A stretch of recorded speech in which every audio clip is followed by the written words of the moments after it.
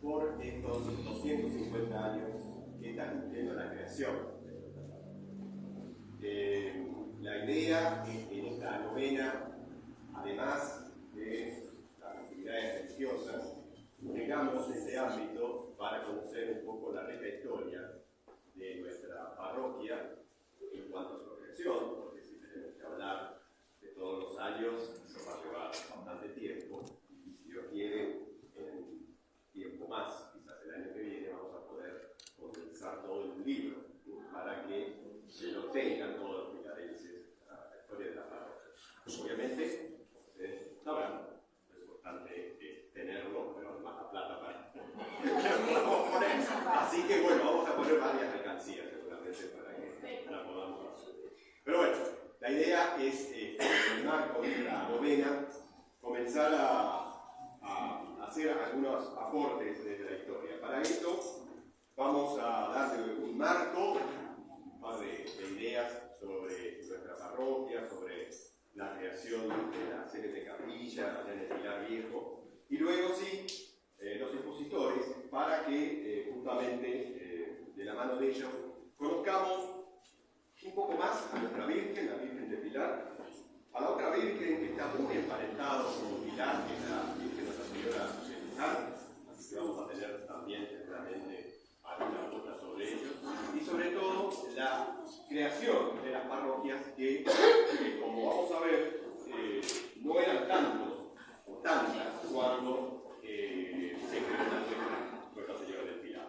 Para eso nos van a acompañar Alberto Fernández Godoy, por allí está, allá atrás, que es director del Museo de José Paz, que es conocido nuestro porque estaba presente y está presente en toda la jornada de historia nuestra aquí en Pilar, así que bienvenido, Alberto, gracias por la colaboración. Presidente de la Federación de Entidades de Estudios Históricos de la provincia de Buenos Aires, que concentran a todas las juntas de la provincia. Seguramente ahora después, en segundo término, él nos va a contar un poco cómo son las cuestiones que tienen que ver con la creación de la parroquia. Y también estamos aquí con Jesús Minetti, que nos cortamos desde Luján. El profesor Minetti, historiador de la Universidad de Luján, autor de numerosos libros, uno que hemos leído, Una Virgen para el Pago, así que hemos aprendido mucho de él, y es responsable del museo también de la ciudad de Luján. Así que bienvenidos y gracias por acompañarnos. Bueno, y vamos a dejar de hablar y vamos a ofrecerles un poquito para darle el marco desde nuestra parte, un tema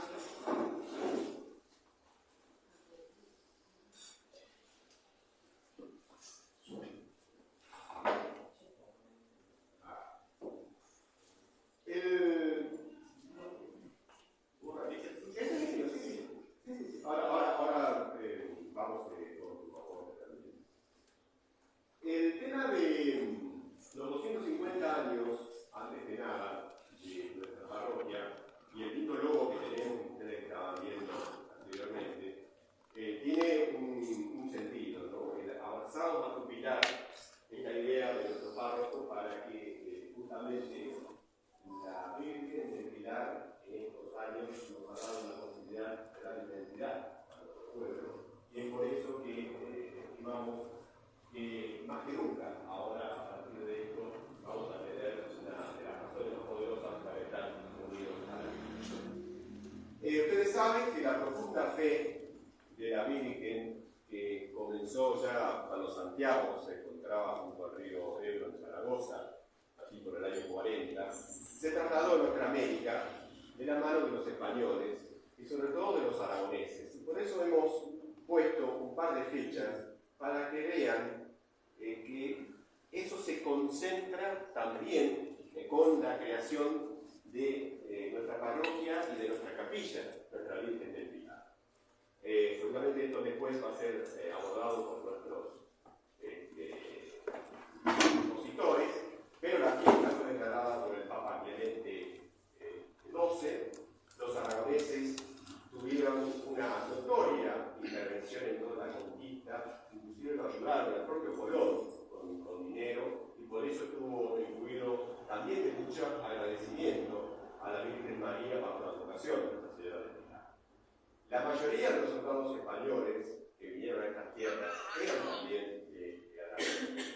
En 1678, la Virgen del Pilar es proclamada patrona de Aragón, imponiéndose a San Jorge, y, por ejemplo, la actual Basílica de Nuestra Señora del Pilar, en la Recoleta, comenzó allí por 1716 con una donativo, una donación de Juan Larcón. También por esos años eran muy famoso el gran milagro del Rojo de Calanda, que por el año 1640 a un señor, Miguel Juan de Licer Lasco, le habían amputado una pierna en una guerra, y bueno, se aseguró que la Virgen, ¿no?, del Pilar ha intercedido para la recuperación.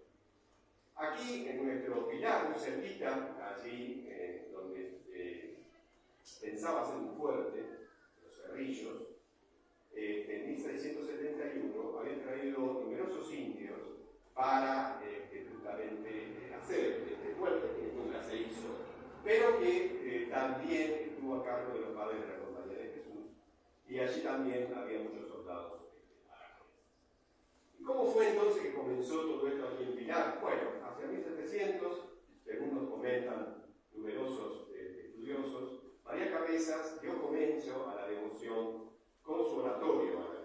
Primero era la propia casa, con su oratorio, la que funcionaba entonces como oratorio a la Virgen María. María Cabezas había nacido en 1768 y se había casado en 1787 con Gómez de Sarabia, viviendo aquí, en el Pilar.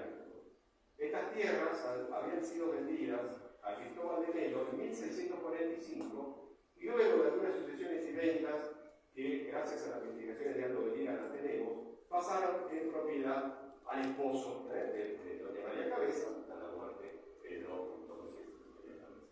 En 1729 empieza a dar culto público, y a partir de ahí es que se construye la célebre capilla de Nuestra Señora del Pilar, y tenemos un documento que narra que en 1731 comenzó a pedirse limosna justamente para esa capilla.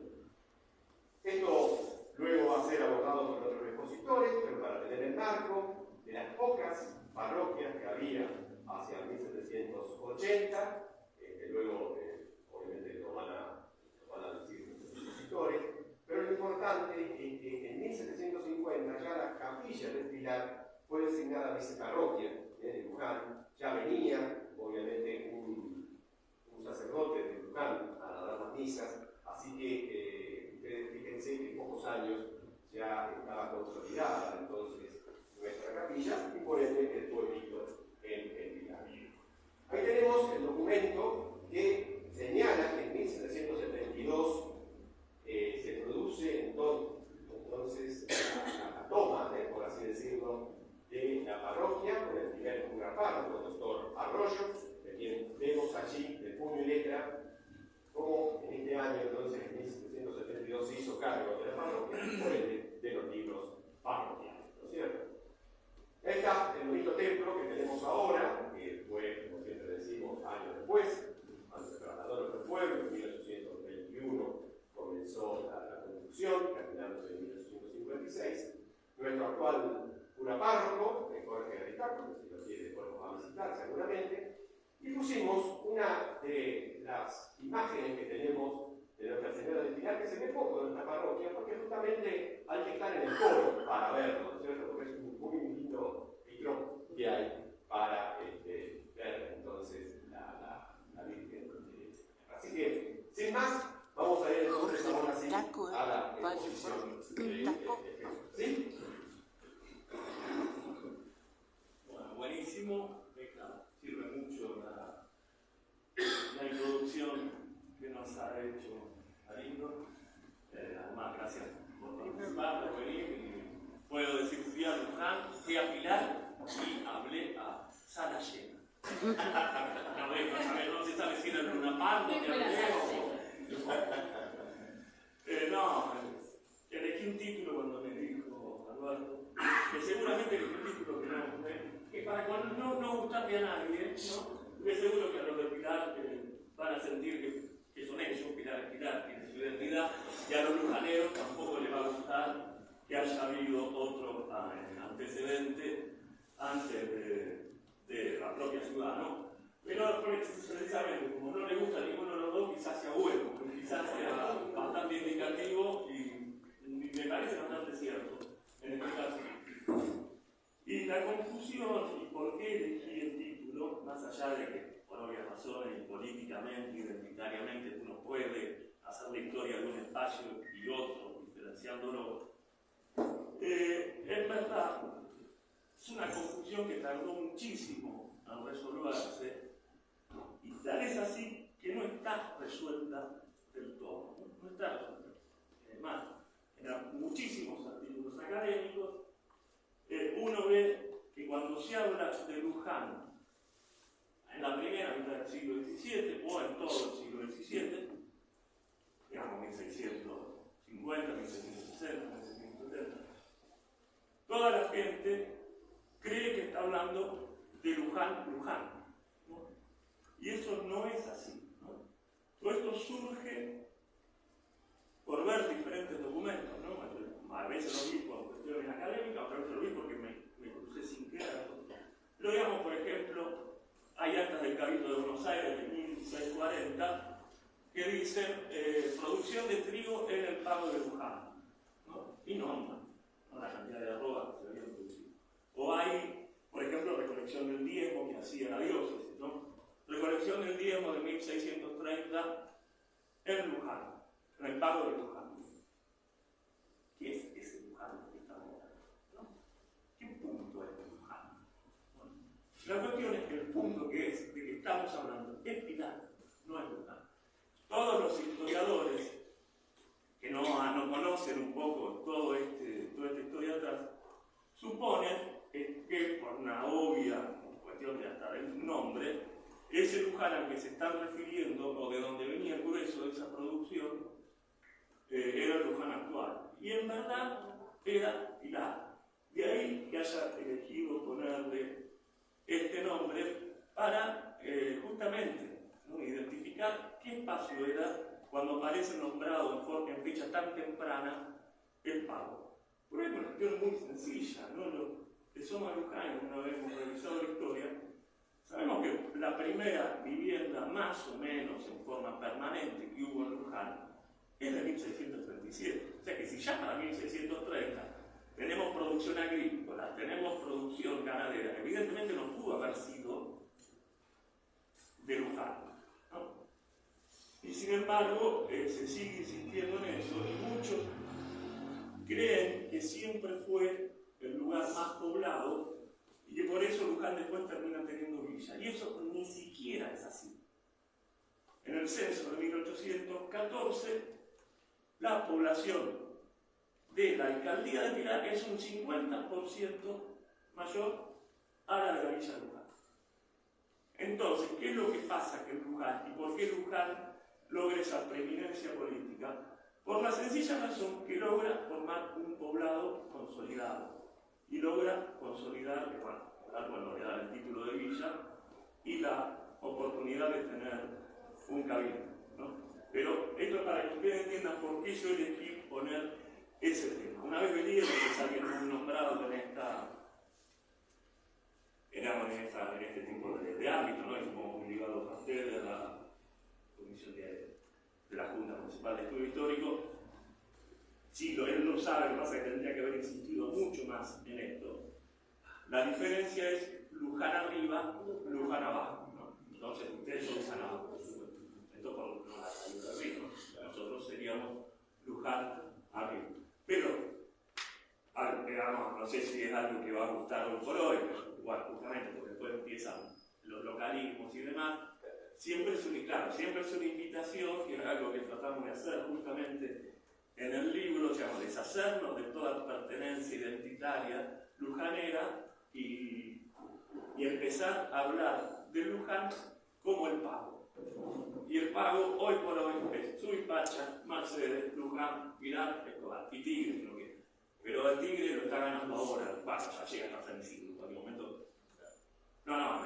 Dentro de 200 años Luján llega hasta Quilmes, porque va a dar toda la vuelta, no sé si sigue avanzando el 30, lógicamente, pero digamos que en esta época San Isidro no llegaba, llegaría un poquito hasta el Tigre, ¿no? Entonces empezar a hablar de esa identidad del pago histórico sin caer en el anacronismo de circunscribirlo a la identidad política que tuvo después, ¿no? Pero eso es muy difícil de hacer, ¿no? Porque por diferentes razones, yo soy de la Junta Municipal de Estudio Histórico y le va de Luján, entonces le va a gustar que hable de Luján y no hable de todo el pago, pero bueno, esto es un esfuerzo que hay que hacer y salir a ver un poco más, ¿sí? Como era la constitución espacial en ese momento, no ahora que hay muchas divisiones entre partidos, sobre todo la naturaleza y el 822, bueno, es el que los divide, bueno, hay otros, sucesivas divisiones. Bueno, esto simplemente como pequeña introducción y por qué elegí ese título. Ahora si pasamos al primer planito. Este primer planito pasa que, bueno, hay luz y estamos un poco... No, pero sí,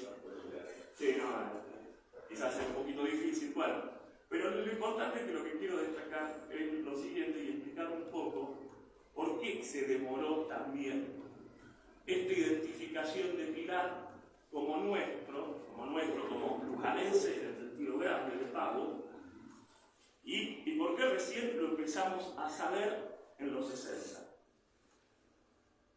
El relato más conocido, el segundo más conocido, digamos, es el de 1812 que se publica, es el del párroco, un viejo párroco de Luján, cuenta lo siguiente, ¿no? Sobre el traslado de la Virgen de donde estaba antes a donde está ahora en Luján, ¿no? Por supuesto, donde estaba antes no se sabía. Pero el relato dice, bueno, se trasladó del lugar donde estaba, que no se sabía cuál es, y se hizo unas 6-7 leguas hasta llegar a Luján. Pero en el medio se le hizo la noche, entonces pararon en una guardia. Y después siguieron viaje de las otras 3-4 leguas hasta Luján. Eso es lo que dice el relato de 1812, no dice más. Salmer en 1885, cuando lee esto, empieza a pensar la cosa con el conocimiento que podía tener en ese momento. Entonces empieza a averiguar, bueno, ¿dónde hubo una guardia? Y lo que le dice la gente, bueno, la única guardia que conocemos por acá es la de Cañada de Rocha. Entonces la mandan para aquel lado. La guardia de Cañada de Rocha está de Luján para el lado de Carlos Quer, ¿no? Y a mitad de camino del Arroyo de la Cruz, que después va a dividir Capilla del Señor, también en el Arroyo de la Cruz también pasa por Luján, pasa por Quire y por Capilla, ¿no? Entonces le marcan esa zona.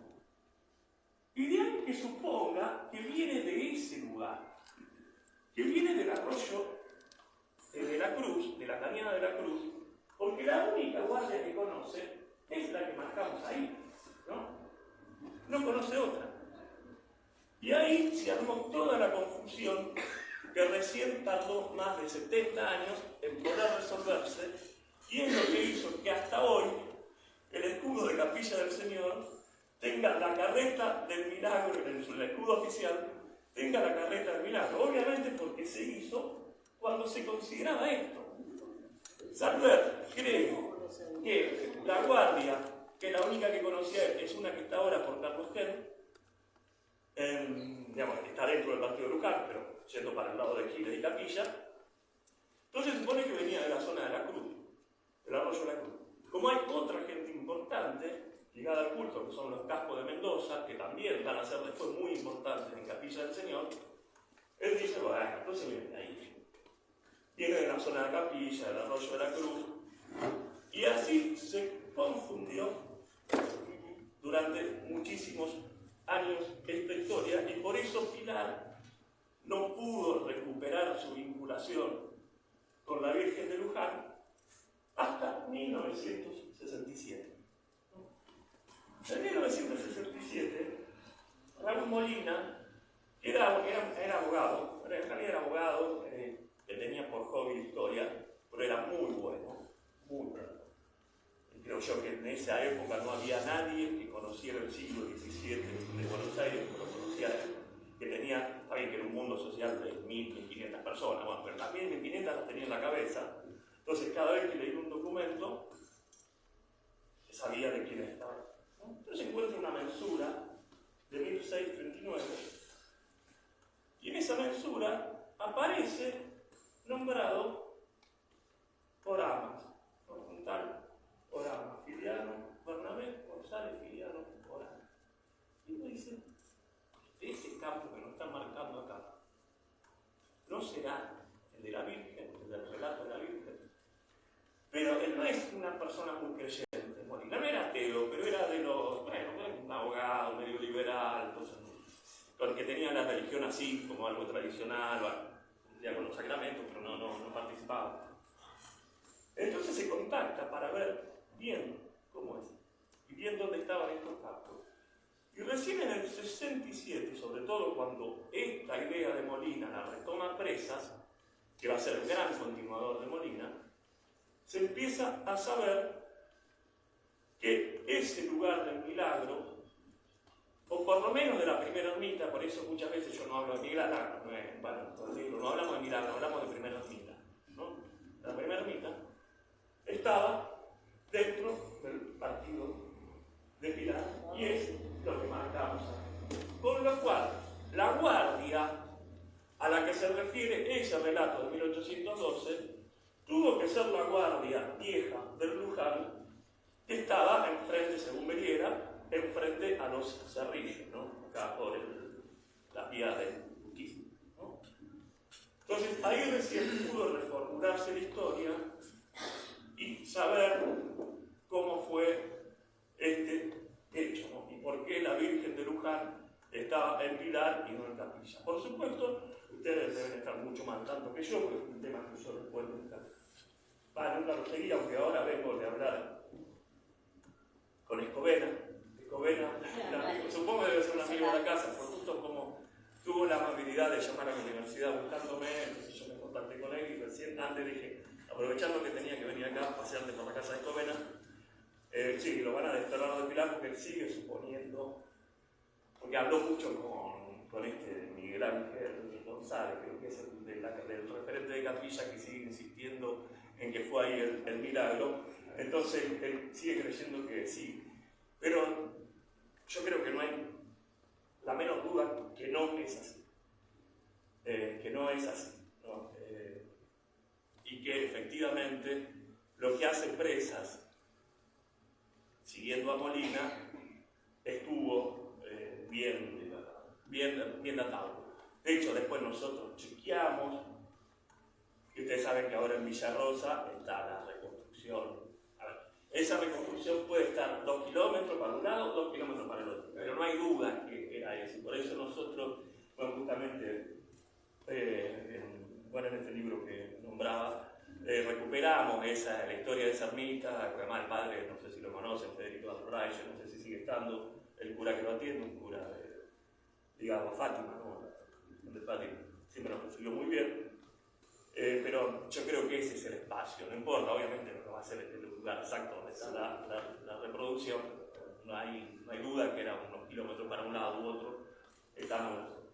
¿Cuál es esa zona? La mostramos en el siguiente plano, ¿no? Ahí marco cuál es, ¿no? La segunda. ¿Qué es esta parcela que pusimos en blanco? Justamente es algo que a su vez nos vuelve a llamar la atención. ¿Por qué costó tanto recuperar la historia del Pilar? ¿No? ¿Por qué costó tanto? Si ya esta repartida, que son las primeras 11 y 12, yo marco ahí, se reparten en 1580. O sea, figuran esto, Garay funda la ciudad de Buenos Aires el 11 de junio, y ahí sí se dedica a distribuir la ciudad, y ya en octubre, o sea, muy pocos meses después, reparte las estancias, o sea, reparte en chacras, que eran las más cerquitas, pero por San Isidro, y después en los pagos más alejados, hasta Magdalena, digamos, reparte estancias. Por supuesto, esa estancia después tiene una historia muy particular, nadie viene a ocuparla, no quiere usar nada, si no tenía mano de obra, la tierra no tiene sentido, era la época donde un traje valía más que una estancia, ¿no? O un saco bueno valía más. Pero ya figuran esas 11. Esas 11.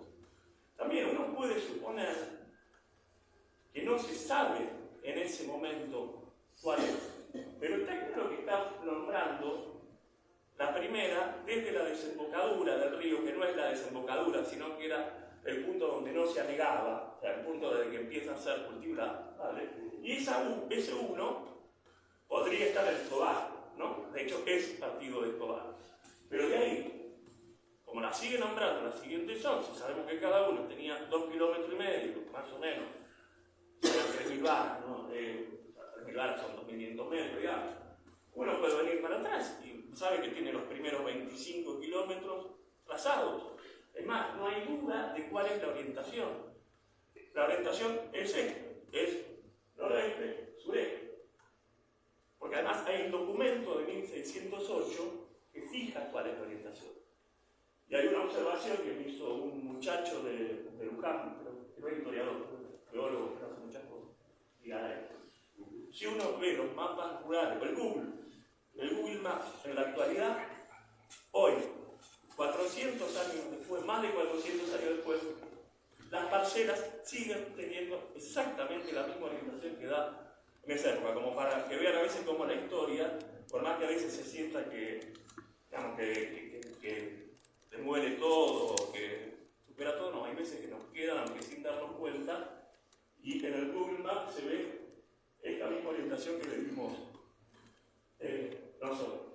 Esa se sabe, porque además lo dice la propia mensura, y esta es la mensura justamente que usa Molina y después Presa para datar. Esa es la que yo marco, es justamente la estancia de, bueno, que ahora sería Villarrosa, ¿no? Donde estaba González, Liliano, Rama, y después llega hasta el camino, que es el otro punto, la otra referencia donde llega esa mensura, ¿no? Es una mensura de 1645. Antes justamente hay otra, ¿no? Que nos va a mostrar todo lo que era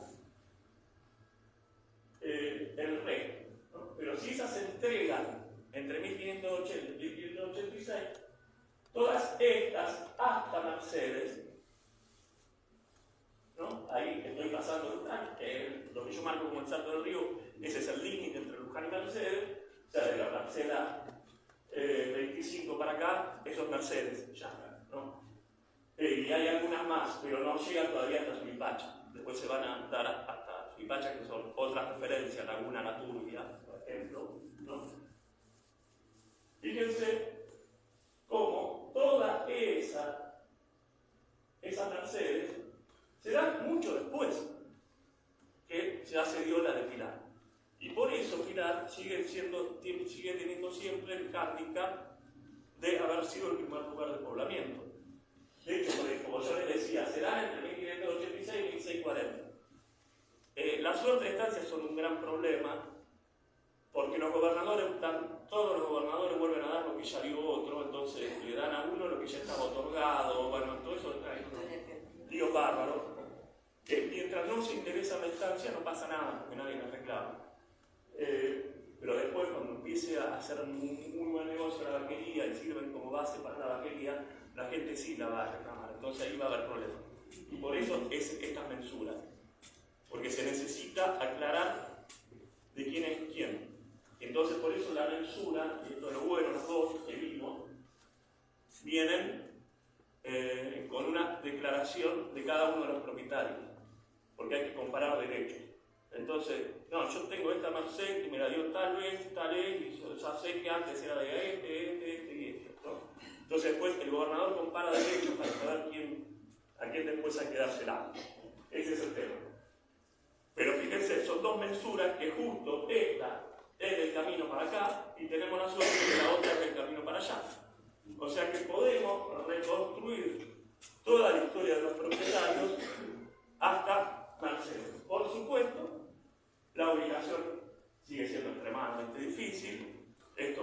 Beliera, otra vez, que él incluso lo intenta hacer, todo.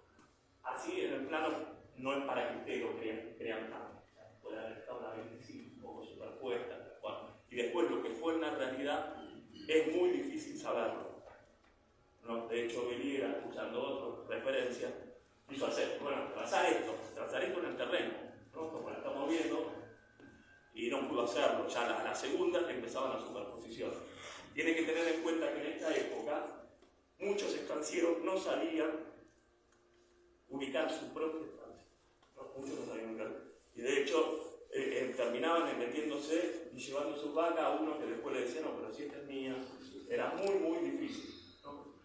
Por eso los puntos de referencia, que no son tantos, encima hay muy pocos, el camino va a ser uno siempre. En el caso de Luján es el árbol solo, es el paraje que coincide con Luján. Hay una mujer hace muchísimos años, en 1957, que al leer estos primeros documentos del árbol solo, se le dio para hablar del pavo del árbol solo, ¿no? Entonces, algunos creen que Luján antes era el pavo del árbol solo. En realidad no es así, el pavo siempre fue el pavo de Luján. El árbol solo es una referencia geográfica, marca un paraje. Un paraje no tiene que tener nada. Puede ser una cuestión geográfica o algo natural, como en este caso. En un árbol solo, obviamente, servía como punto de referencia, pero no es ningún pavo. No hay ningún pavo. De hecho, aparecen las mensuras nada más. Después deja de hablarse del árbol solo. Nunca fue el pavo del árbol solo, jamás se lo nombró así. Bueno, esas son de las cosas que después se reproducen y cuestan. El otro referencia, que ahí termina casi, es el Salto del Río. Esto es mucho más difícil, ahí estamos nosotros, nos traje la foto ahora, pero nosotros, nos estamos refiriendo a un punto concreto, que es una cascadita. Una cascadita. El problema es que toda la cuenca alta del río Luján, o sea, prácticamente desde Jauregui hasta Mercedes, tiene saltos. Entonces, cuando lo hace Presa lo ubica más para el lado de Mercedes. Hay otra gente que me está diciendo que no, que en realidad es al revés, es más para el lado de Jauregui, no tanto para el lado de Olivera. A nosotros la medida nos dio esa. Según nuestras, por eso les digo, como para ponernos nosotros ciertas limitaciones en lo que hacemos. Nosotros, cuando medimos, nos pareció que lo más óptimo era el salto que hoy está en Olivera, ¿no? El que está del lado de Mercedes, el que está más del lado de Jauregui. Pero esto es materia de discusión, como sea. Bueno, ahora el problema, y si volvemos al primer plano, ¿por qué entonces gana Luján? Acá estamos. Tenían todas las de ganar, tirar, pica, punta. Tienen la mayoría de los pobladores. Hasta uno puede decirse que tienen pobladores hacia 1640, mucho más importante de lo que iba a tener Luján, que había capitales más relevantes. No, el propio dueño de la Virgen de Luján. González Filianorama era un tipo muy relevante. Luján tenía a Sequeira, que era un recién llegado, recién había recibido la Merced. Entonces, ¿por qué? Para decirlo de manera que no es ofensiva ni nada. ¿Por qué gana Luján? Esa es. ¿Por qué gana Luján? ¿Por qué se termina quedando con el nombre de todo? Incluso hasta de la propia Virgen, ¿no? Suponemos eso, incluso los lujaneros creen que la Virgen de Luján es la Virgen de Luján por Luján ciudad, porque es la Virgen de nuestra ciudad. La Virgen de Luján, lo que da nombre a todo es el río. Y el primer nombre de la Virgen es Purísima Concepción del río Luján. Está tan claro que durante sus primeros 40 años está el Pilar, no Luján. Vale. ¿Por qué ganamos los lujaneros? Esa sería la pregunta. ¿Por qué picamos en punta? No, y esto no, pero además esto lo digo acá y también lo digo en Luján. Y en Luján no gusta, pero digo el otro y acá también tampoco debe gustar, porque estoy diciendo eso. Pero por eso les digo, no es una historia que quizás no satisfaga a nadie, pero es una historia así. Y bueno, de hecho esto lo cuento, ¿no? De hecho en un video que hicimos, esto lo digo en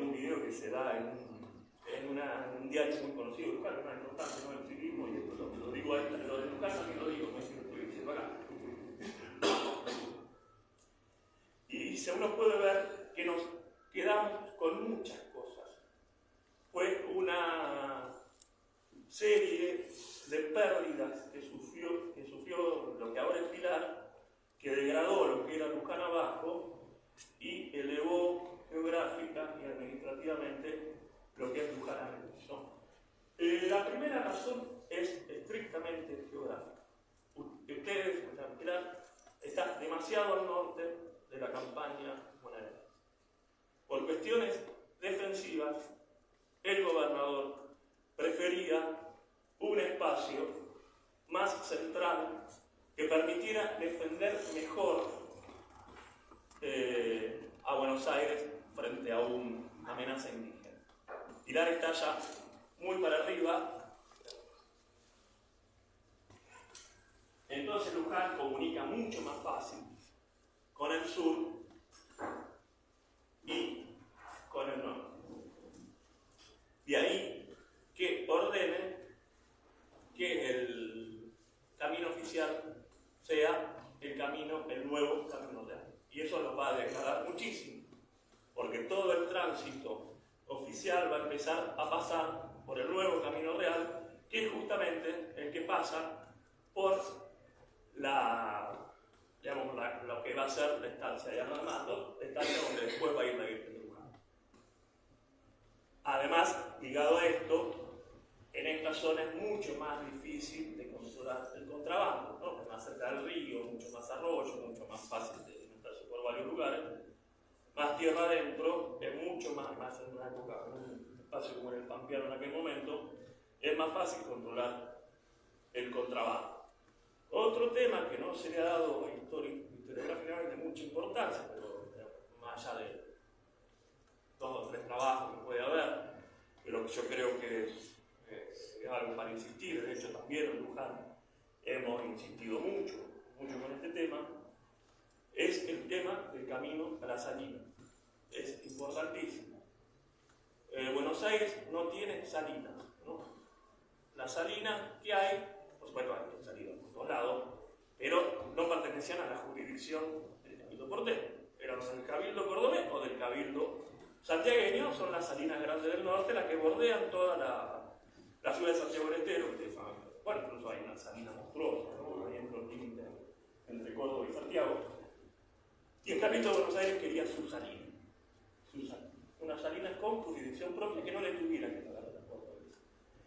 La salina tiene que ver no con una cuestión culinaria, de ponerle sal a la comida, que para eso no se necesitaba hacer tanto despliegue, sino que tiene que ver con el saladero, obviamente, porque es el momento donde ya empiezan a despegar las exportaciones. Sí. Bueno, también el curtido, por supuesto, para toda una cuestión productiva la sal, no culinaria, ni comestible. El camino a la salina nace en Luján. De hecho, lo descubre gente que vivía en la zona de Luján. De hecho, ahí lo marcamos. Ahí todo lo que va del Camino Rojo sería la actual 34, digamos.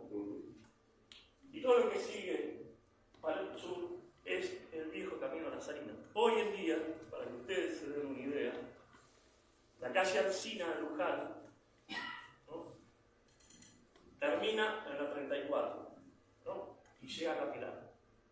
Pero si uno va para el otro lado, termina en el Camino de la Salina. O sea, había un vínculo directo también entre Pilar y la Salina, ¿no? Eso se traza después para que una todo. Y de hecho ya en 1668 se organiza la primera caravana, la caravana oficial, ¿no?, que hace el Cabildo de Buenos Aires, contratando muchísimas carretas, ¿no?, para salir a buscar. Eso después mucho resultado no da, porque ustedes se pueden imaginar que son estas salinas que les estoy diciendo, están en la zona de Guatracheta, ¿no? Guatracheta, Pampa y del otro lado el Juan, creo, el partido del Juan, en la provincia de Buenos Aires, son como 500, 600 kilómetros, lo agarraban los indios por todos lados, la caravana, sí, ¿no? O sea que se van a multiplicar mucho después cuando ya hay una diferencia muy grande entre los españoles y los indígenas y pueden imponer más su poder, pero por ahora van a ser mínimas. De todas formas, también es relativo esto porque también se le sigue comprando a los indios. En vez de poder sacarle la salina, se espera que los indios, que de hecho venían al propio Luján, con la sal y no queda otra que comprarse el agua, después igual se la cambiamos para guardar por ese tipo de cosas. A lo que quería llegar con todo esto, que la Virgen de Luján es lo que viene después. En realidad la Virgen llega en 1671, cuando todo este proceso está avanzado y en el fondo es lo que corona todo el proceso. De la misma manera que había sacralizado el espacio acá, se necesita para sacralizar el nuevo espacio en Luján, sobre todo por el lugar donde lo va a instalar Ana de Matos, ¿no? El lugar de la primera ermita lujanense, no pilarense, es el lugar de la posta. De hecho, va a estar la Virgen de Luján, va a estar en la primera posta de pernoctación. O sea, uno salía de Buenos Aires, tenía una primera posta en Reconquista, pues generalmente no se usaba para dormir, porque ahí se tardaba poco. Salvo que se saliera en bueyes, que sí eran 2 días. Pero si salía a caballo ahí no se dormía, sí se dormía en Luján, ¿no? Justamente donde se va a establecer la Virgen es en el lugar donde se dormía. Y esto tiene mucho que ver con la encomendación que solían hacerse los viajeros. Como a mucha gente hoy que pasa por un pueblo y le gusta visitar la iglesia, mucho más en esa época se encomendaban. Y al ser el primer público de la Virgen, todos carreteros, transportistas que estaban de viaje al interior, esto a su vez multiplica un poco la fama de la propia Virgen y permite que se difunda. O sea que así es como lentamente nos fuimos quedando con cuestiones que antes se manejaban en Pilar. De hecho, hasta la propia guardia no se sabe qué fue, ¿no? Hay un conocido fondo en el Archivo General de la Nación que se llama Guardia de Luján, que empieza en 1717, y no se sabe qué guardia es. Vamos a para que ustedes. De hecho, hay otros historiadores que creen que se está refiriendo a la de Pilar. A mí me parece que ya hay una guardia por Luján, porque habla de que está muy cerca del templo de la Virgen de Luján. Pero para que ustedes se vean la confusión que hay con todo esto, ¿no? Incluso después se va a sumar con Mercedes, como para complicar un poco todo esto, que Mercedes se va a llamar Guardia de Luján. Y vuelve a darse el mismo caso. El primer nombre de Mercedes es Guardia de Luján. Y muchos creen, incluso los mercedinos, ni hablar los lujanenses, que se llama Guardia de Luján porque era la guardia nuestra. Pero en realidad era la guardia del río Luján, no Guardia de Luján. Pero para que ustedes se den una idea de cómo las cosas son históricas, en 1822, cuando se dividen ya los juzgados de paz y la provincia empieza a ordenar los jueces de paz en cada distrito, nombra por ejemplo al de Luján, tal persona. Y después pone, y el de su guardia es, o sea que ya en 1822 la propia provincia estaba confundida respecto al sentido de qué cuál tenía la guardia de Luján y cuál era el. Por supuesto, en ese momento ya la frontera con el indio estaba mucho más lejos y no había necesidad de tener ese semejante fuerte como va a ser Mercedes, ¿no? Entonces ya se había perdido la necesidad de defender el río y suponían que era por nosotros. Bueno, todo esto, como bien dijo Alberto, nosotros tenemos parroquia, ahora paso 42 años antes, nosotros tenemos parroquia desde 1730, pero justamente me parece que se cumplen estos días, me parece que el 6 de octubre de 1730 es la creación de parroquia. Ahí después Alberto seguramente lo va a ilustrar. Nosotros tenemos, como ustedes saben, una creación de parroquia que se hace en toda la campaña y junto a la de Luján se crean 6, Oquilmes, Areco, Magdalena, que bueno, hay eso y ustedes, bueno, después van a ser viceparroquia de Luján y después se van a independizar y ¿no? Políticamente ustedes saben que Pilar es el gran centro de disputa entre el Cabildo de Luján y el Cabildo de Buenos Aires. De hecho, es el territorio que va a traer más conflicto porque los dos cabildos lo quieren tener, justamente por la importancia que tenía, ¿no? Entonces, bueno, de hecho, Luján, de acuerdo a las épocas, va a perder o va a ganar, de hecho va a perder tanto que lo van a cerrar al cabildo durante muchos años, que mucho tiene que ver justamente en Pilar, porque hay dos alcaldes de hermandad en Pilar. Uno lo nombra, hay dos funcionarios, uno lo nombra el Cabildo de Luján y el otro lo nombra el Cabildo de Buenos Aires. Era un desastre, no se sabía quién mandaba. Pero bueno, finalmente el gobernador le va a dar la razón a Luján, porque el propio gobernador estaba encantado con el Cabildo de Buenos Aires. De hecho, la propia creación del Cabildo de Luján fue una forma de restarle poder al Cabildo de Luján. Bueno, no los aburro más. Podremos seguir, no nada más que hay otro orador que va a seguir con él. Supongo que yo, sin quererlo, se dio cronológicamente bastante. Así que bueno.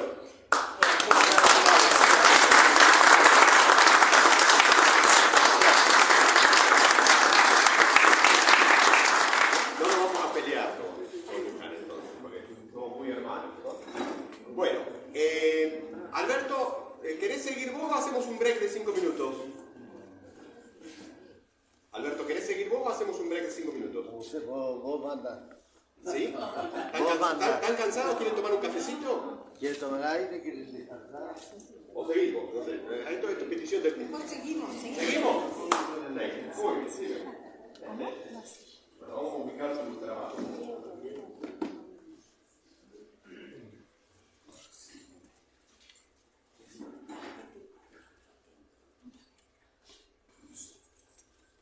La verdad que continuar ahora después de la presentación que hizo Jesús. 100 puntos nombre. Pilar, el primer lugar. Es fuerte, siempre eso, y como pilarenses sientan el orgullo que la Virgen de Luján, su primer morada fue Pilar.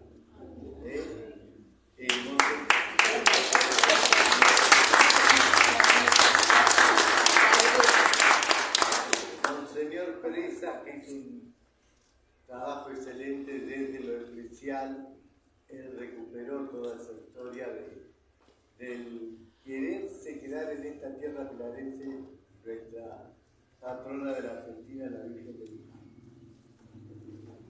Y después vino María Cabeza con la Virgen del Pilar. Por eso Pilar, yo siempre digo, es una tierra mariana, ligada a dos grandes advocaciones.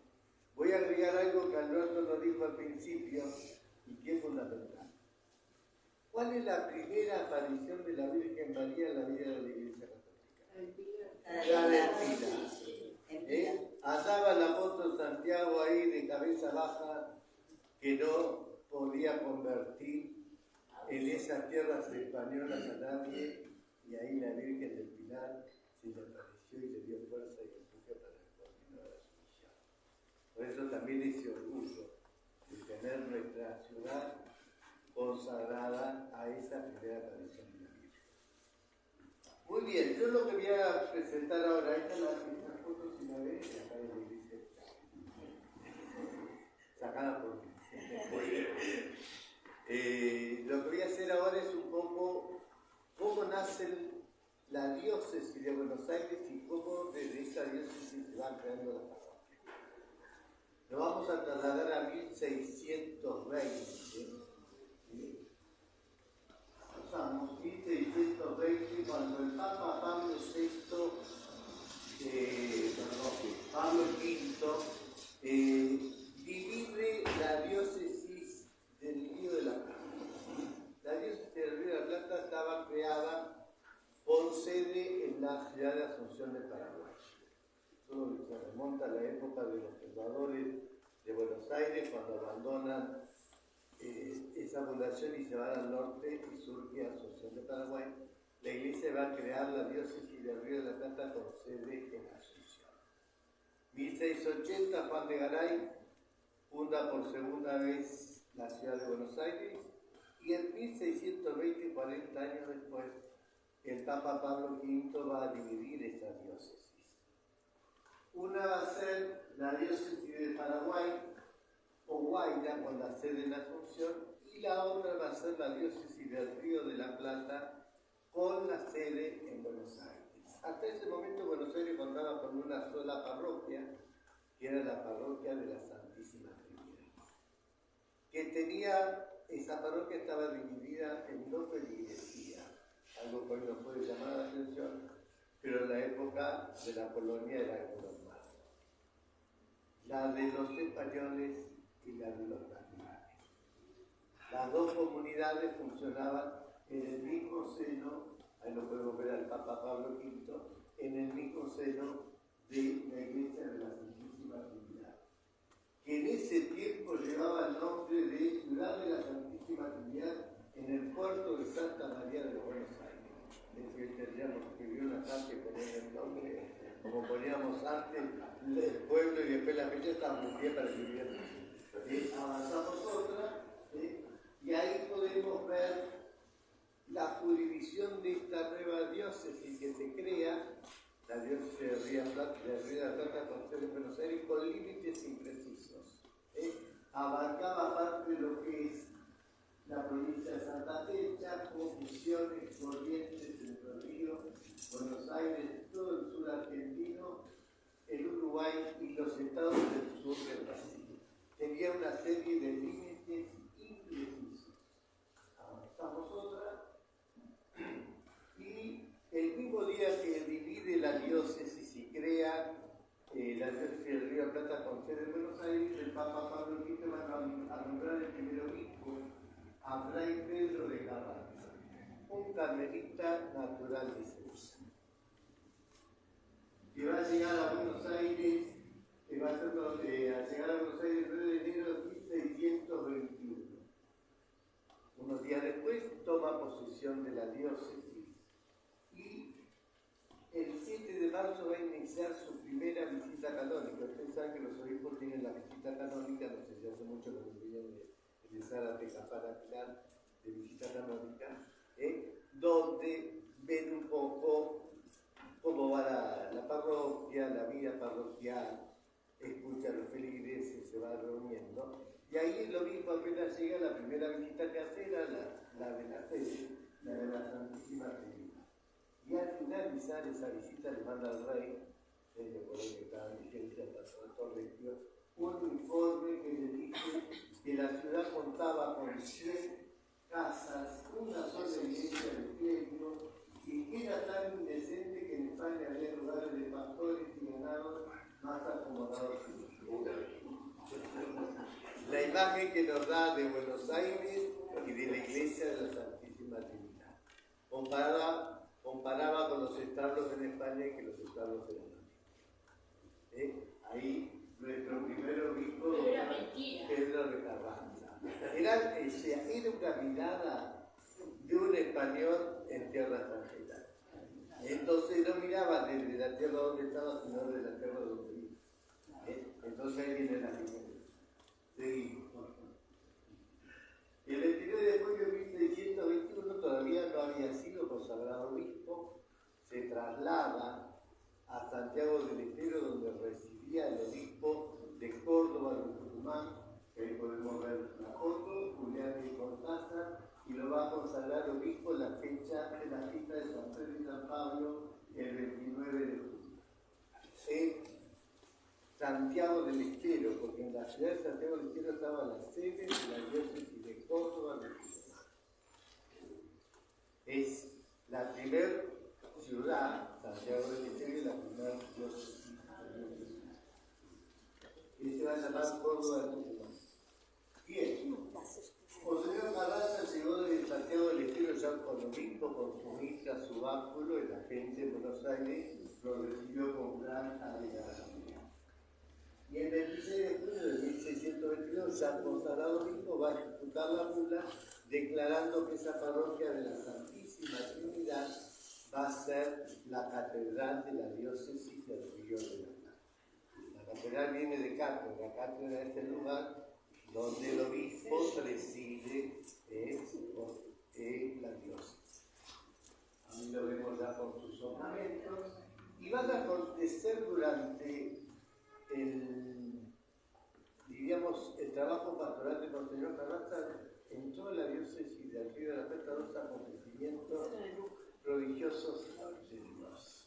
Tenemos en primer lugar en 1624 que se roba la Virgen, la imagen de la Virgen de Itatí, que estaba ahí en Yaguarí, y la misma fue encontrada sobre una piedra en la costa del río Paraná. Entonces ahí el obispo decide que trasladar la devoción de Yaguarí a lo que es actualmente Itatí en Corrientes, y ahí se erige el templo de la Virgen de Itatí. El primer prodigio durante este mandato o trabajo pastoral de Monseñor Pedro de Carranza. Y el segundo acontece acá en nuestra tierra finalense en 1630, cuando la carreta lleva las dos imágenes hacia Sumampa y una se empapó y otra ya me quedó. Y se quedó. Desde 1630, por más de 40 años, la imagen permaneció en esta que era la finalense. Nos explicaba recién Jesús la ubicación del lugar. Bien, podemos avanzar.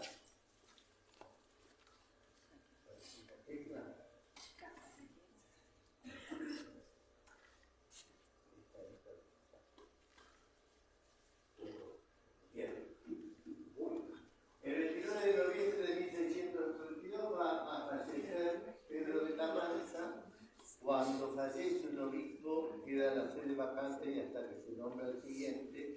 En ese tiempo era el cabildo, ahora es el cuerpo de consultores, elige un titular que va a estar a cargo, diríamos, de la conducción de la diócesis, no tomando decisiones. Se elige entonces al deán Francisco de Saldívar, y el deán era el presidente del cabildo de Buenos Aires, y le va a suceder el canónigo Lucas de Sosa y Escobar. Los canónigos tenían la misión de predicar. Ahora el cura predica, se piden los sacramentos, recorre el despacho. Antes los canónigos eran los que predicaban. Y el 18 de julio de 1634 se va a crear, y no teníamos obispo titular, la segunda parroquia en lo que era la diócesis de Piedra Alcázar, y va a ser la parroquia de todos los santos de la ciudad de Santa Fe de la Tierra. Fíjense, una diócesis tan grande con dos parroquias, la de Buenos Aires y la de todos los santos en Santa Fe de la Tierra. Cuando miramos el derecho canónico actual, dice que elegir parroquia es uno de los mandatos que tiene el obispo. Y ahí no teníamos obispo, teníamos el vicario capitular. Lo que pasa es que estaba el patronato regio y el derecho canónico era otro, y en ausencia del obispo, el vicario capitular, por necesidades, podía crear esa parroquia. Que vamos a ver a lo largo de la historia de la diócesis de Buenos Aires que hay varias creaciones cuando no hay obispo. Yo creo que era también el movimiento de los que conocían el lugar, aprovechaban la oportunidad para la creación de las parroquias. Así, en ese momento tenemos dos parroquias, y viene el 17 de agosto de 1635 el segundo obispo de Buenos Aires, designado por el Papa Urbano VIII, Fray Cristóbal de Aresti, quien llegará a Buenos Aires el 26 de abril de 1639. Pobre tuvo un corto mandato, casi 2 años, y falleció en 1638. Y ahí vienen los sucesores vicarios capitulares, porque hubo mucho tiempo 4, y avanzamos, y nos va a venir el tercer obispo en 1642, va a ser designado el Papa Urbano VIII, nombró al tercer obispo un dominico, Fray Cristóbal de la Mancha y Velasco, que va a tomar posesión de la diócesis el 9 de julio de 1645. Fíjense los tiempos. 3 años de que fue designado hasta que tomó posesión. Ahora los obispos lo designan y a más tardar en 2 meses o 3 ya están tomando posesión de la diócesis. Por eso tuvimos tantos vicarios capitulares. Y él va a crear, va a separar la iglesia de la Santísima Trinidad en 2 sedes. En la Santísima Trinidad, donde está la Catedral de Buenos Aires, va a quedar como el curato de los españoles, y va a trasladar entre los naturales a la iglesia de San Juan Bautista, a la altura hoy de Argentina y Piedras de Buenos Aires. En 1670 este obispo Fray Cristóbal de Monte Velasco, hasta la cantidad, junto con el gobernador, son los encargados de trasladar la imagen de la Virgen de Luján desde Pilar, desde el campo de Rosendo hasta el campo de Ana de Matos en Luján. Cuando miramos el relato que hace Monseñor Presas de este traslado, 3 veces la llevan a la Virgen, 2 veces la Virgen muere. Doña Ana de Matos, nos cuenta Monseñor Presa, estaba preocupadísima porque llevaba a la Virgen y al otro día la Virgen cuando amanecía no estaba, parecía llena de abrojos a camisa. 2 veces pasó eso, la segunda vez que fue a ver al obispo y le dijo, me está pasando esto. Entonces armaron toda una procesión solemne, es donde vino el gobernador, donde vino el obispo, se juntó la feligresía también en el camino, y trasladaron a la Virgen por todo el lugar que corresponde a una procesión. Pero hay algo interesante ahí, con ellos se va el negro. El negrito Manuel, y decía Monseñor Teresa que el negrito, la Virgen se quedó porque el negrito fue a cuidarla allá a mi mamá. Son los misterios de nuestra fe. Avanzamos, muerto este obispo en 1677, tenemos un cuarto obispo en el Río de la Plata, el Monseñor Antonio de Ascona Inverso, es uno de los que no tenemos fotos. Pero qué trabajo, conseguiste la imagen de casi todo. Y en 1680 va a crear la tercera parroquia de la diócesis de Buenos Aires. Acuérdense, toda la Patagonia, que no estaba habitada, Buenos Aires, Santa Fe, Chaco, Misiones, Corrientes y Entre Ríos, Uruguay y el sur de Brasil, y va a ser la parroquia del Santísimo Sacramento en la ciudad de Colonia del Sacramento, Uruguay, y en 1694 la cuarta parroquia, que va a ser Nuestra Señora del Rosario en la ciudad de San Juan de la Vega de las 7 Corrientes. 4 parroquias, una en Buenos Aires, una en Santa Fe, una en Corrientes y la otra en Uruguay. Ahí, en 1677, la diócesis ya tenía 47 años de vida. Qué poco crecimiento. Uno se preguntará por qué. Primero por la falta de población, más que la falta de población, la falta de clero y también la parte económica. Ella lo vamos a ver con otro hijo, también resultaba. Al cura y a la iglesia, entonces esa parte económica demoraba la creación. Muere él y le va a suceder Fray Pedro de Fajardo en 1717 como quinto obispo que crea la parroquia de San Felipe y Santiago Montevideo. Y ahí tenemos una quinta parroquia y estaban pidiendo desde la diócesis la creación de nuevas parroquias y él deja escrito que, por ejemplo, en Buenos Aires, con los 1.000 vecinos que contaba la ciudad, no era difícil, no era fácil crear una nueva parroquia porque no había, diríamos, todo lo necesario para el sustento. Él habla de la fórmula, no había fórmula suficiente, es decir, el dinero no alcanzaba para poder mantener la parroquia. Avanzamos otro poquito, en 1729 se de vacante. Y esta es una fecha muy importante para nuestra zona. El vicario capitular, José Méndez de Figueroa, va a crear 2 ayudancías en la parroquia de Buenos Aires. Recuerden que tenían la parroquia de la Santísima Trinidad con el curato para los españoles y los naturales ahí en Alcina, y va a crear 2 ayudancías. Una en el hospital, el Real Hospital San Martín, y la otra en la San Juan Bautista, donde era la sede de lo natural. Es decir, una parroquia con 2 ayudantías o con 2 viceparroquias, podemos decir una parroquia y 2 parroquias más a medias, 3 parroquias en Buenos Aires. Y avanzamos en ahí de la gran novedad para todo el resto de la diócesis, la creación de los curatos de la Campana, empezando desde el sur pago de la Magdalena, hoy actualmente en Quilmes. El segundo es el de la pura y limpia Concepción de Buen Viaje, en el pago de la Matanza, actualmente en Morón.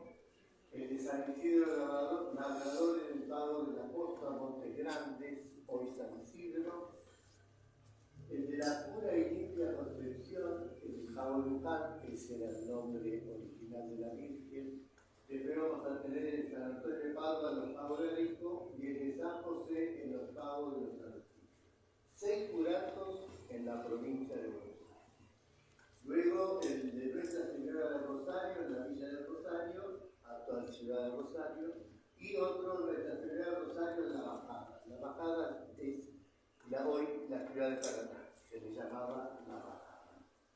Así, el 22 de noviembre de 1730, un mes después de crear la parroquia, asume el nuevo obispo, el sexto obispo, Monseñor Juan de Arregui Gutiérrez, quien creó 2 parroquias en Corrientes, la de San José de Salada en 1732 y la de Nuestra Señora de Itatí en La Galería, donde hoy es Itatí, en 1734. Fallece en 1746. Y el 9 de julio del 41 vamos a tener el sector séptimo obispo, bien mantenido, como vemos en la foto, Fray José Antonio de Peralta, Barrio Nuevo y Rocha Benavides. Así como le sobraban tiros, le sobraban apellidos también. Quien va a crear la parroquia de San Isidro Labrador en Las Piedras, en Uruguay, va a fallecer en 1746. Y un nuevo vicario capitular, el de Bernardino Verdún y Villaizán, quien va a elegir 2 parroquias, la de San Nicolás de los Arroyos, de la provincia de Buenos Aires, que va a ser la 7ª parroquia de nuestra provincia, de la Campaña bonaerense, y la de Concepción de Nuestra Señora en Coronda, que unos años después va a ser la parroquia de San Jerónimo en Coronda, Santa. Avanzamos en 1746. Fue preconizado como obispo el presbítero José Cayetano Pacheco de Cárdenas, pero murió antes de la consagración, entonces el ministro de obispo no ocupa lugar. El 6 de agosto del 51 va a arribar a Buenos Aires el 8º obispo, Monseñor Cayetano Martellano y Aramón, quien crea la 8ª parroquia en la provincia de Buenos Aires en la campaña, que era Santiago de Varadero, donde hubo por muchos años una misión franciscana. En diciembre del 57 fue promovido a Charcas como arzobispo de Charcas, y al partir la diócesis del Río de la Plata contaba con una parroquia y 2 ayudantías en la ciudad de Buenos Aires, 8 parroquias en la campaña bonaerense y 10 parroquias en el resto de la diócesis, Santa Fe, Corrientes, Entre Río y Uruguay. Fíjense el tamaño de la diócesis y la cantidad de parroquias, pero como de un siglo al otro hay un crecimiento en cantidad de parroquias. Avanzamos y llegamos al 16 de febrero de 1760, ya cercana a nuestra fecha, ya estaba creada la ayudantía de la viceparroquia de Pilar desde 1750, y viene el 9º obispo del Río de la Plata, Monseñor José Antonio Basurto y Herrera, quien va a comenzar a edificar el seminario. Fíjense cuántos años después de creada la diócesis va a tener su propio edificio para el seminario. 1760, 140 años después de creada la diócesis. Lamentablemente fallece y no termina la construcción, muere muy rápido, menos de un año de estar en Buenos Aires. Y acá hay algo interesante. Fue elegido vicario capitular el canónigo Miguel de Ríos. ¿Alguno le suena el nombre de apellido? Miguel de Ríos, en la historia de Pilar.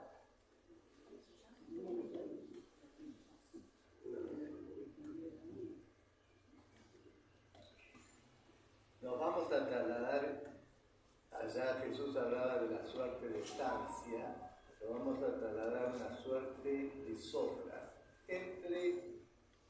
con frente al arroyo Pinazo, de lo que hoy es José Cepaz, parte de Malvinas Argentina, parte de Rodríguez, estaba la suerte de Sobra, que fue entregada en 1601 al capitán Francisco de Muñoz, que era yerno de Alonso de Escobar. Ahí tenemos otra confusión con el Alonso de Escobar. Cuando hablamos de Escobar pensamos en Escobar, pero en lo que es hoy el Arroyo Pinazo también era la cañada de Escobar, arriba y abajo. Y en esa suerte de estancia va a ser propietario Manuel de Pinazo. Manuel de Pinazo es una figura también conocida por nosotros. Y este libro va a ser un copropietario con Fernández Pessoa de toda esa suerte de media, que se la va a vender en 1756 a Manuel de Pinazo. Así que bueno, el cura tenía su capital, tenía su tierra, tal vez heredada,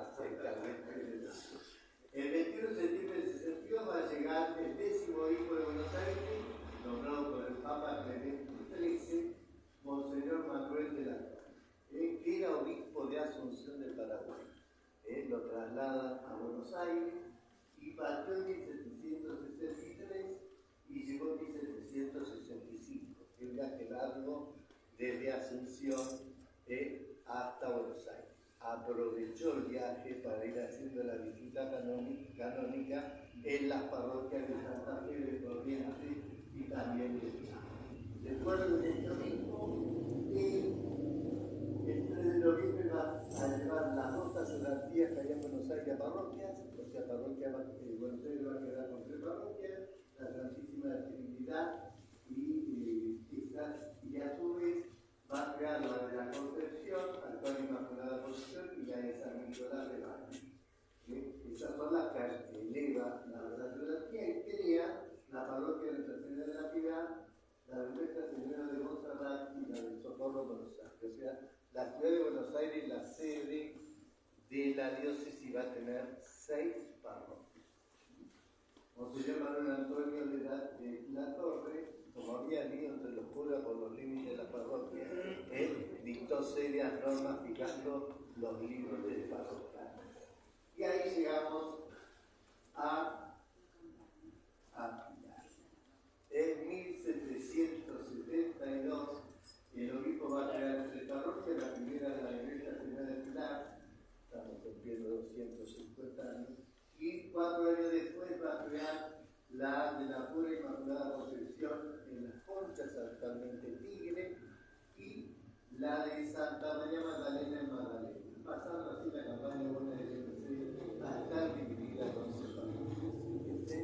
Llevamos ahí desde la creación de la diócesis 142 años y durante el siglo anterior no hubo creación de parroquia, y en este siglo, desde 1730 hasta 1752 que se crea la parroquia, ¿cuántas parroquias vamos a tener en nuestra provincia de Buenos Aires? Y así nuestra parroquia de Nuestra Señora de Pilar, recuerden esto, es la 9ª parroquia que se crea en la provincia de Buenos Aires. Fíjense cuántas parroquias tenemos hoy. Si vamos a cada municipio, cuántas parroquias habrá en cada municipio, en cada diócesis. La 9ª en antigüedad es nuestra parroquia de Nuestra Señora de Pilar, y estamos celebrando los 250 años. La diócesis de Buenos Aires, Pilar y toda la provincia vamos a seguir dependiendo de la diócesis de Buenos Aires hasta 1897, en que se crea la diócesis de La Plata, o sea, la diócesis, hasta 1961, que se crea la diócesis de San Isidro, pasamos a San Isidro, y después a San. Muy bien, muy bien.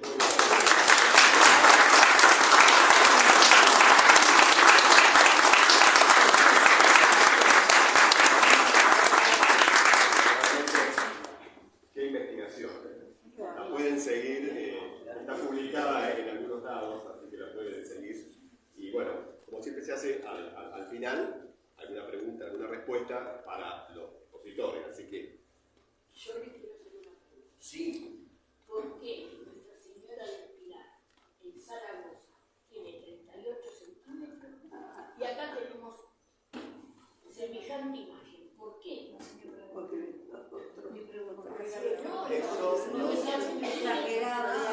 no sé decirle. Tal vez la hizo esta imagen, la hizo algún brasilero, como dice un grande, por eso para acá. La verdad que no sé.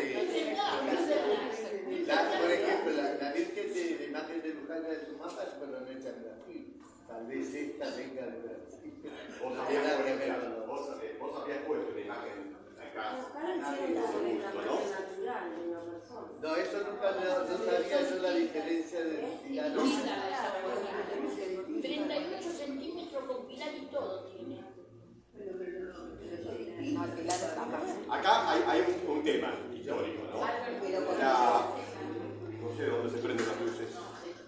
Yo voy a aceptar el desafío el año que viene. Con 1 centímetro voy a ir a medir la de Zaragoza y voy a medir la de...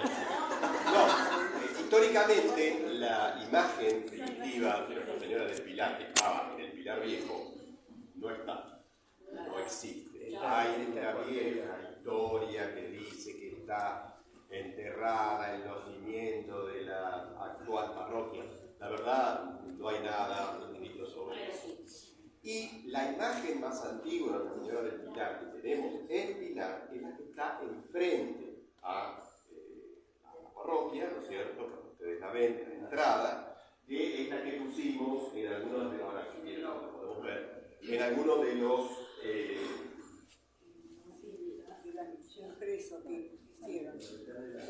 claro, de las publicaciones ahora. ¿Por qué? Porque es la imagen más antigua que tenemos acá en Pilar. La que tenemos en el altar, que es muy bonita y que ya forma parte de nuestra cultura, porque identifica a todos nosotros, es la que ahora se hizo, digamos, un poco más llevadera, más livianita, en un carrito que la podemos ir por distintos barrios y demás. Esa es más moderna, obviamente, y es la que adoptamos acá. Pero la que tenemos, más antigua, es la que está, obviamente, Ahora, enfrente. la historia nos decía que María Cabezas tenía una que era la Virgen de bulto. ¿Qué le llamaban? A esas chiquititas como Era las usaban. chiquitita, Claro, ¿sí? la Virgen Porque de... la trasladaban La Virgen de Luján también se le decía la Virgen la de Virgen de bulto. Yo tengo entendido que la Virgen que acá en el altar no es de bulto, o sea, no está hecho a compacta, sino que son los palitos. Claro. Que se cabecita arriba de los palitos. Sí. No es de la misma manera que se hacían antes. Yo tengo una versión de mis tías Bien. antiguas que dicen que era el busto de la Virgen, pero que siempre se la vestía con distintos tipos de vestidos como se utiliza todavía en el norte, de telas. Y decía esta tía, vaya a saber si es así, que mi abuela había hecho ese modelo que tiene ahora y que después lo habían plasmado en la imagen que tenemos. terracota o en lo que sea. No digo que sea esa la versión, pero digo que el hecho de que se haya ido cambiando los vestidos, y bueno, quedó así, posiblemente abajo estuviera en algún momento la imagen original de la que decían. Porque Hay dos a mí me palitos más, encanta mira la vos. parroquia, yo la amo profundamente, es parte de mi vida, el primer baño es mío, todo eso. Yo la amo, sí la amo profundamente. Soy la persona más feliz ahí. Y me encanta porque arriba está pintado tal cual la iglesia de Zaragoza, tal cual está allá, está pintada ahí arriba. Yo lo descubrí cuando fui, pero como yo miro, me encanta mirar mi parroquia, me encanta, la verdad que yo la amo profundamente. Y yo digo, ¿cómo puede ser que pintaron tal cual a donde está Nuestra Señora del Pilar y que allá es tan chiquita? Yo traje imágenes, 38 centímetros tiene, con pilar y todo. Porque el que la hizo no fue el mismo. Puede ser. Hay que ver por algo la ornamentación y eso, Claro. los Pero arquitectos, imaginero que claro. puede ser. Fíjense que se empezó a construir la iglesia en 1820 hasta que se termina. Pero Nosotros, por de la ejemplo, villa había traído una de Zaragoza, nosotros José, tenemos una que está en el colegio, y es más alta, no tiene 38, que la compró allá. O sea que también se hace de otro tamaño. Claro, pero depende de los climas también. La que está en el colegio, Por ejemplo, por ejemplo, la Virgen de Sumampa, de puede la que ser que hablábamos dimensiones recién, proporcionales está se auténtica. alargan. Vino junto con la de Luján, pero se conserva auténtica todavía. A ver, Jesús, la de Luján es la que fue acá o no. La imagen, sí. No, tratando de hacer imagen milagrosa, sí pasa eso y hay que conservar lo original, si no, no tiene sentido recuperarlo. Porque la de Luján es la que se ve, pero no tan ahora, bueno, vimos el domingo cuando nos subimos, pintó, está pintado. Si uno lo puede dar ahora, no le pasa nada. Sí, está muy rajada, ¿no? Está este estuche de plata, apaga así, que si se abre, se te empieza a salir la terracota.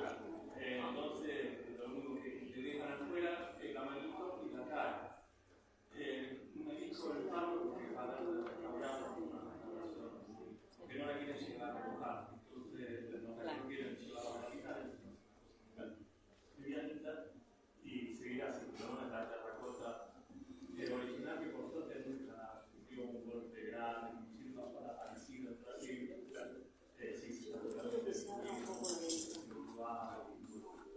Pero pasa eso con la imagen de pero sí, como igual no pasa con la parecida, aunque sea un pedacito de se tiene que repetir porque Esa es exactamente, tiene 38 centímetros. Si uno la mira desde arriba hasta abajo, Lo que pasa es que por el tamaño para hacerla visible, proporcionalmente las van aumentando tanto el de la imagen como el del tal, bien. Estaban en ese momento, Claro. decidieron ellos. Ahí habría que hablar con Mateo José Tiniero. Bueno, entonces agradecemos una vez más.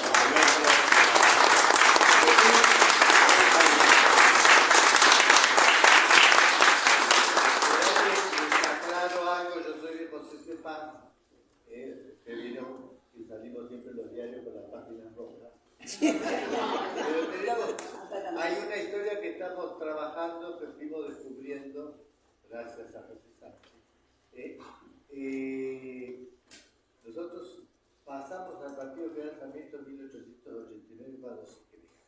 El profesor Eduardo Monzón fue el que escribió mucho de la historia de General Sarmiento, pero nunca la historia mencionó que todo lo que dijo José Paz hoy, el 90% del territorio, era claro. ¿cómo nos robaron?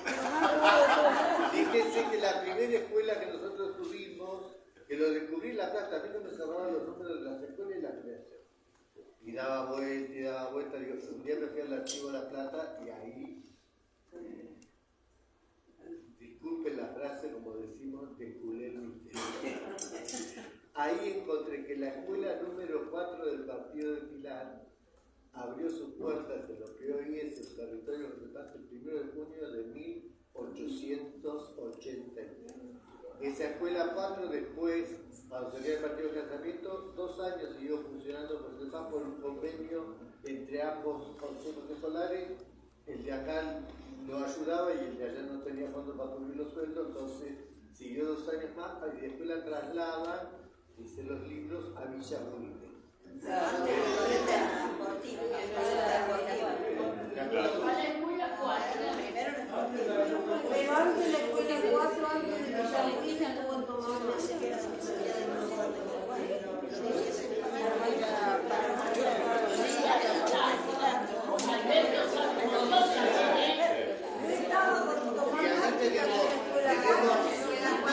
Tenemos un hombre pilarense, Manuel de Pinazo, que figura en el censo como pulpero en la zona de Pilar. Una de las nietas de Pinazo se de Casa de Paz. Claro, la avenida más. Es un político de la Argentina. Tenemos la nación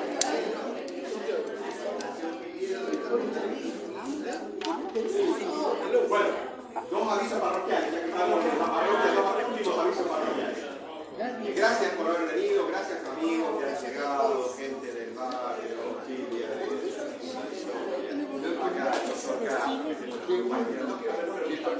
muchísimas gracias por haber venido.